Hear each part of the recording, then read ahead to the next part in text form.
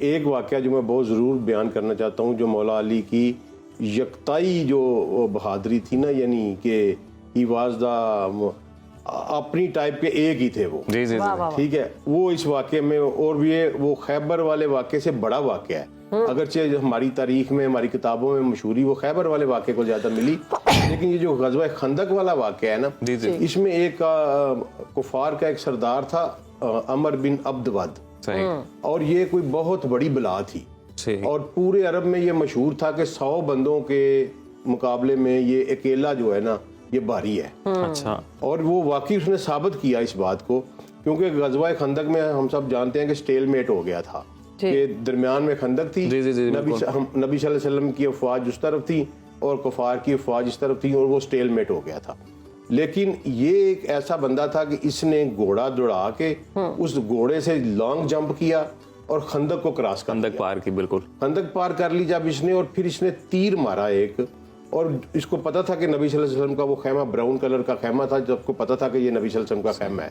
تو اس نے اس خیمے کے اوپر تیر مارا، اور وہ تیر خیمے کو چھیدتا ہوا اندر گیا، لیکن اللہ کا مہربانی کہ نبی صلی اللہ علیہ وسلم اس وقت خیمے سے باہر تشریف فرما تھے، اور اس نے نبی صلی اللہ علیہ وسلم کو نام لے کے جو ہے نا تو پکارنا شروع کر دیا اور مقابلے کی دعوت دینی شروع کر دی، لیکن اس کا نام اتنا بڑا تھا کہ کوئی اس کو جواب نہیں دے رہا تھا، ڈرتے تھے لوگ، اور اخیر نبی کریم صلی اللہ علیہ وسلم نے کہا کہ کوئی ہے جو اس کتے کی زبان کو بند کرے، بکواس کیے جا رہا تھا، یہی الفاظ نبی صلی اللہ علیہ وسلم نے یوز کیے کہ کوئی ہے جو اس کتے کی زبان کو بند کرے، تو پھر مولا علی تلوار لے کے اٹھے، تو اس وقت نبی صلی اللہ علیہ وسلم نے فرمایا کہ علی دیکھ لو یار یہ عمر بن عبد ود ہے، تو مولا علی نے فرمایا کہ یا رسول اللہ آپ دعا کریں کوئی مسئلہ نہیں، تو یہ اتنا مغرور اتنا طاقتور تھا کہ یہ جب سامنے گیا نا تو اس نے دیکھا کہ میرے مقابلے میں بندہ آ گیا ہے، تو اس نے کہا یہ تو ہوا ہی نہیں کبھی عرب میں، تو یہ ہوا ہی نہیں کہ وہ میرے مقابلے پہ آ جائے، تو اس نے گھوڑے سے چھلانگیں لگائی اور تکبر میں آ کے گھوڑے کی ٹانگیں اس نے اپنے کی خود ہی کاٹ دیں۔ اچھا، کہ میں واپس نہ جا سکوں، واپس نہ میں جانے والا نہیں واپس، یہ اگلے بندے کو میسج تھا کہ میں اب واپس جانے والا نہیں ہوں۔ تو پھر اس نے یہ کہا کہ میری عادت ہے کہ جو میرے سامنے لڑتا ہے نا اس کو میں 3 باتوں کی دیتا ہوں کہ آپ 3 فرمائشیں پوری کر لو۔ اچھا، تو مولا علی کو اس نے کہا پہلے بتاؤ ہو کون، تو جب مولا علی نے بتایا کہ میں علی بن ابی طالب بن عبد المطلب ہوں، تو اس نے کہا تم تو میرے دوست کے بیٹے ہو، میں تو تم سے لڑنا نہیں چاہتا، ابو طالب میرا دوست تھا، تو علی نے کہا کہ میں تم سے لڑنا چاہتا ہوں بلکہ تمہیں قتل کرنا چاہتا ہوں، یہ الفاظ مولا علی نے یوز کیا، وہاں سے وہ غصہ کھا گیا۔ غصہ کھانے کے بعد جب اس نے، اور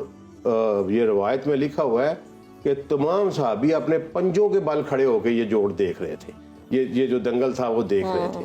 تو اس نے مولا علی پہ اٹیک کیا، مولا علی کو تھوڑا سا زخم بھی لگا، لیکن پھر واپسی جو اٹیک ہوا نا اس میں اس کے 2 ٹکڑے ہو گئے، ایسے سر سے وہ چیرا اس کو اور وہ 2 ٹکڑوں میں تقسیم کر دیا اس کو۔ یہ بہت بڑا واقعہ تھا، اور غزوہ خندق میں سب سے بڑا واقعہ ہوا بھی یہی، تو یہ مجھے تو بہت اچھا لگتا ہے، تو میں جہاں بھی مولا علی کا ذکر آتا ہے تو میں اس واقعے کو بیان کرتا ہوں۔ اچھا، اب ایک دوسرا واقعہ جو کل میں نے آپ کو کہا تھا کہ میں آپ کو بعد میں بتاؤں گا، بہت ساری حدیث جب ہم دیکھتے ہیں نا تو وہ نبی صلی اللہ علیہ وسلم نے ارشاد فرمائی مولا علی کی محبت کے سلسلے میں اور مولا علی کے بغض کے سلسلے میں، صحیح، ٹھیک ہے نا، مثلا یہ ایک عجیب و غریب سی چیز ہمیں ملتی ہے، اور یہ صرف مولا علی کے سلسلے میں ملتی ہے، اور کسی صحابی، سب کی بڑی بڑی فضیلت ہے، نبی صلی اللہ علیہ وسلم کے ساتھ رہے، سارے ہی ہمارے لیے ہماری آنکھوں کے تارے ہیں، ہمارے سروں کے تاج ہیں، لیکن یہ صرف مولا علی کے ساتھ ہوا، تو اس پہ میں نے کافی سارا غور کیا، پھر کہ میں نے ڈاکٹر اسرار صاحب اللہ رحمت کرے ان کے اوپر، میں اس حوالے سے ان کے پاس گیا بھی، میری گفتگو بھی ہوئی، اچھا، تو انہوں نے پھر مجھے ایک حدیث نکال کے دکھائی مستدرک الحاکم سے، جس میں نبی صلی اللہ علیہ وسلم نے فرمایا کہ علی میری امت میں تمہاری مثال عیسیٰ کی طرح کی ہے، جس طرح یہودیوں نے عیسیٰ سے بغض کیا اور تباہ و برباد ہو گئے، اور عیسائیوں نے عیسیٰ سے ضرورت سے زیادہ محبت کی اور تباہ و برباد ہو گئے، اور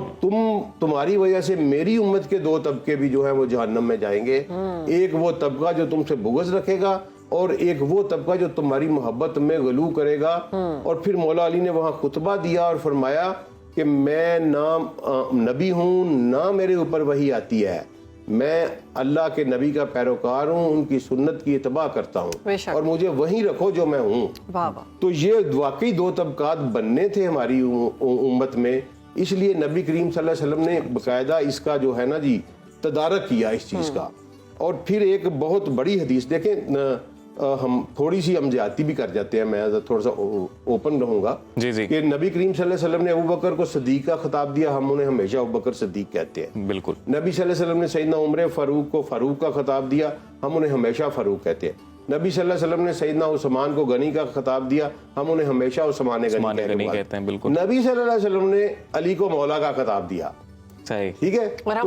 ہم مولا نہیں کہتے, ہم اس پہ کیوں رک جاتے ہیں مجھے یہ سمجھ نہیں لگتی. حتیٰ کہ تواتر کی حد تک ایک حدیث ہوتی ہے, صحیح اور صحیح سے اوپر والا جو درجہ وہ تواتر کا ہے. صحیح. تواتر کا یہ مطلب ہوتا ہے کہ بہت سارے صحابہ سے ایک ہی روایت نقل ہوئی ہو. یہ جو حدیث ہے نا, یہ مولا والی جو ہے, یہ تواتر کی حد تک ہماری کتابوں میں گئی ہوئی ہے. ہم اہل تشیع کی کتابوں کو نہیں کہتے, ہم اہل سنہ کی کتابوں, ہماری جو کتاب ہے اس میں جو ہے وہ تواتر کی حد تک یہ حدیث ہے, اور بہت سارے صحابہ کرام سے اور بڑے بڑے صحابہ کرام سے یہ روایت ہوئی ہے. سیدنا عمر سے روایت ہوئی ہے, ٹھیک ہے, زید بن ارقم سے روایت ہوئی ہے, بہت بڑے بڑے ابو ہریرہ سے روایت, بہت بڑے بڑے صحابہ سے روایت ہوئی ہے. اور وہ حدیث یہ ہے کہ نبی صلی اللہ علیہ وسلم نے غدیر خم کے موقع پر جب یہ فرمایا کہ میں تم میں دو بھاری چیزیں چھوڑ کے جا رہا ہوں, ایک اللہ کی کتاب اور ایک میرے اہل بیت ہے, اور ساتھ مولا علی کا ہاتھ کھڑا کر کے کہا کہ جس کا میں مولا ہوں اس کا علی مولا ہے. اور پھر مسند احمد کی جو حدیث روایت ہے اس میں یہ لکھا ہوا ہے کہ حضرت عمر نے اٹھ کے کہا کہ علی تمہیں مبارک ہو, تم نبی صلی اللہ علیہ وسلم کے فضل کی وجہ سے ساری امت کے مولا بنا دیے گئے ہو. حضرت عمر نے, سیدنا عمر نے ان کو مبارکباد دی. صحیح صحیح. اور اس کے بعد پھر ایکچوئل نبی صلی اللہ علیہ وسلم کے علم میں تھا کہ جو کچھ ہوا ہے نا, اس پہ یہ عرب کا چونکہ کینہ اور عرب کا جو تھا نا بغض اور یہ انتقام لینے کی آج بھی مشہور ہے. تو نبی صلی اللہ علیہ وسلم کو پتہ تھا, اس کی وجہ یہ تھی کہ جتنے بھی مارکے ہوئے اسلام میں اس میں سب سے زیادہ پیش علی تھے, اور چونکہ وہ بڑے مارکے سارے کے سارے لڑے گئے یا یہودیوں کے ساتھ یا مشرکین مکہ کے ساتھ. جی. تو مشرکین مکہ کے بڑے بڑے سردار جو تھے نا وہ مولا علی کے ہاتھوں واصل جہنم. بالکل. آپ نے غزوہ بدر میں بھی, احد میں بھی, خندق میں بھی, ٹھیک ہے, بڑے بڑے سردار جو تھے نا جی, وہ نبی مولا علی نے ان کو قتل کیا تھا. جی. اور اسی طرح یہودیوں کے ساتھ جو جنگیں ہوئیں اس میں بھی بڑھ چڑھ کر جو کردار تھا وہ مولا علی کا تھا. اب یہ دونوں طبقے جو تھے, ان کی جو اولادیں تھیں ادھر تو چلے مسلمان ہو گئے, لیکن ان کے دل میں نبی صلی اللہ علیہ وسلم کو پتا تھا کہ یہ بغض جو ہے نا جی یہ رہے گا علی کے بارے میں, لہٰذا وہ علی کو محفوظ کر کے گئے. بہت ساری حدیثوں میں, مثلا امام مسلم جو ہے وہ مسلم شریف میں حدیث لے کے آیا ایمان والے چیپٹر میں 240 نمبر, کہ مولا علی نے فرمایا کہ اس رب کی قسم جس نے دانے کو پھاڑا اور روح کو تخلیق کیا, مجھے نبی امی نے بتا دیا تھا کہ اے علی تیرے ساتھ صرف مومن محبت کرے گا اور تیرے ساتھ صرف منافق بغض رکھے گا. اور انصار جو ہے مدینہ کے وہ کہا کرتے تھے کہ ہم علی کے بغض سے ناپتے ہیں بندے کو کہ یہ منافق ہے کہ مومن ہے. ٹھیک ہے, تو یہ اتنی امپورٹنٹ چیز ہے. اور نبی صلی اللہ علیہ وسلم نے اس لیے جو ہے نا ہماری سلسلۃ الصحیحہ موجودہ دور کی سب سے بڑی حدیث کی کتاب ہے, جو کہ ہمارے موجودہ دور کے جو امام ہوئے ہیں بڑے, انہوں نے لکھی ہے سلسلۃ الصحیحہ. تو اس میں 3579 نمبر حدیث ہے جس میں یہ کہا ہے کہ نبی ام سلمہ ام المومنین وہ راوی ہیں, اور وہ کہتی ہیں کہ میں نے نبی صلی اللہ علیہ وسلم کو سنا کہ وہ فرما رہے تھے کہ اے علی جو تجھ سے محبت کرے گا وہ مجھ سے محبت کرے گا, اور جو مجھ سے محبت کرے گا وہ اللہ سے محبت کرے گا, اور جو تجھ سے بغض رکھے گا وہ مجھ سے بغض رکھے گا, اور جو مجھ سے بغض رکھے گا وہ اللہ سے بغض رکھے گا. تو یہ جو کچھ بعد میں ہوا پھر جس کے ذریعے سے پھر مولا علی کو شہید بھی کیا گیا, تو وہ واقعی میرا مطلب